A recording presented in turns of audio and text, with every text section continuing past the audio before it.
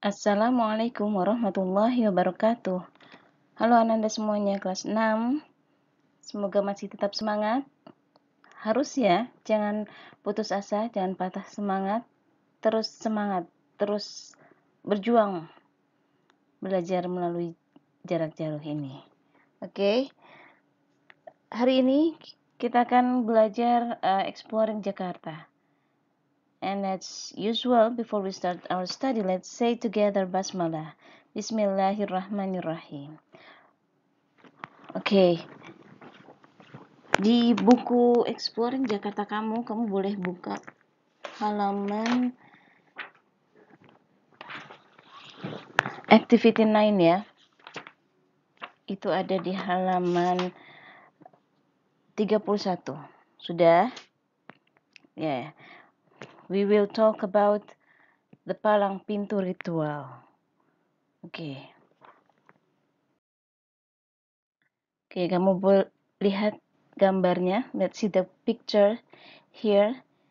Ini ada pengantin pengantin pria ini ya. Pengantin pria diapit dengan orang tuanya dan kerabatnya.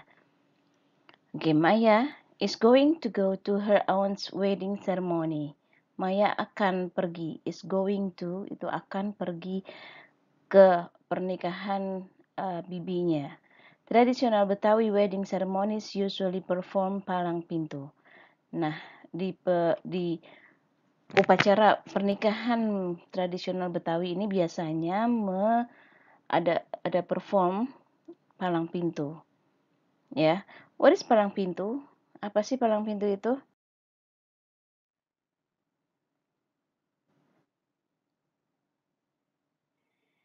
Okay, we will read the text first before we find out what is palang pintu is. Palang pintu is a Betawi ritual intended to respect the bride's family.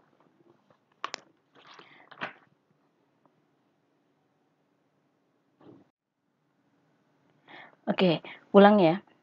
Palang pintu is a Betawi ritual intended to respect the bride's family on the wedding day. It is a ritual to test how strong the groom is in pencaksilat. The groom has to perform pencaksilat to assure the bride's family that he is capable of protecting his wife and his future family. The groom also must have a good capability in reading and reciting the Quran to prove that he can be a religious leader in the family. Oke, palang pintu adalah ritual Betawi yang dimaksudkan, ritual adat Betawi ya, yang dimaksudkan untuk menghormati brides. Brides apa bride? Bride ini mempelai perempuan, ya. Menghormati keluarganya perempuan, mempelai perempuan on the wedding day, pada hari pernikahan. It is a ritual to test how strong the groom is in pencaksilat. Ini ritual untuk mengetes seberapa kuat the groom, mempelai pria, dalam pencaksilat. The groom has to perform pencaksilat to assure, pengantin pria ini dimaksudkan melakukan pencaksilat itu untuk memastikan the bride's family that he is capable, untuk memastikan kepada keluarga mempelai perempuan bahwa si mempelai pria ini capable, dapat melindungi istrinya dan keluarganya nanti, ya. Nah, the groom juga harus punya kemampuan yang bagus dalam membaca Quran, ya, untuk membuktikan bahwa dia juga bisa menjadi pemimpin yang religius di keluarganya nanti. Oke, lanjut. But now in modern times, someone representing the groom performs pencaksilat and recites the Quran. The wedding ceremony begins with the groom reciting prayers for the salvation of all, and then the bridegroom is paraded to the bride's house. In the groom's group, there are also a reader of a holy verses of Quran and a pesilat who will defeat the martial arts master at the bride's house. The groom's parade also brings various goods such as cakes, clothes, and crocodile bread.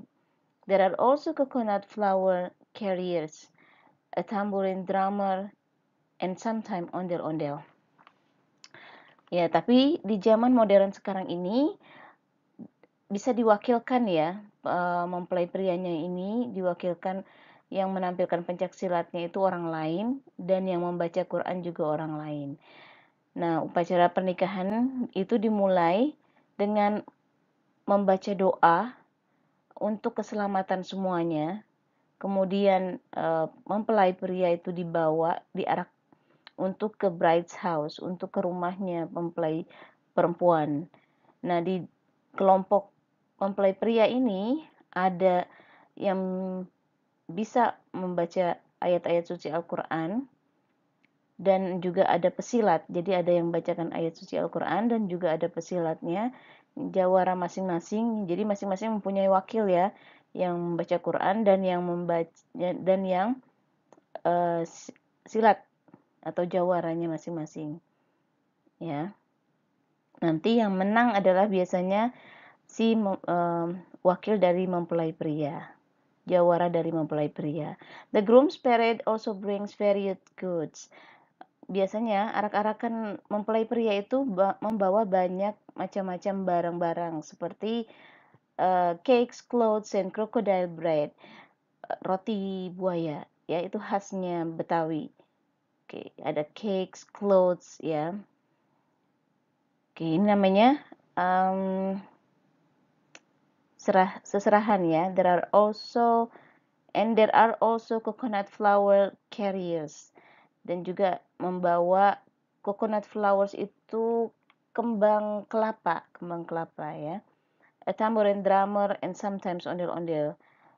Ada tambourine drum dan juga kadang-kadang ada ondel-ondelnya. Oke, lanjut ya. Palang pintu merupakan tradisi yang menjadi bagian dari upacara pernikahan masyarakat Betawi. Palang pintu menggabungkan seni bela diri dengan seni sastra pantun. Dalam tradisi ini, jawara yang bertindak sebagai perwakilan mempelai laki-laki dan perempuan akan saling menunjukkan kemampuan memperagakan gerakan silat dan melontarkan pantun satu sama lain.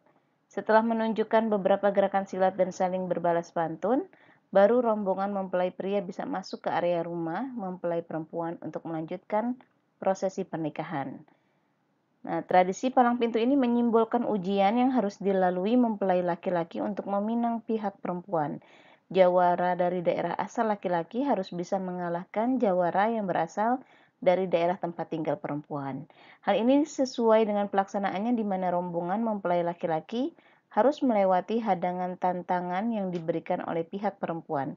Sementara itu, berbalas pantun dimaknai sebagai manifestasi dari diplomasi. Palang pintu juga berfungsi untuk mendekatkan hubungan antar kampung dan antar keluarga.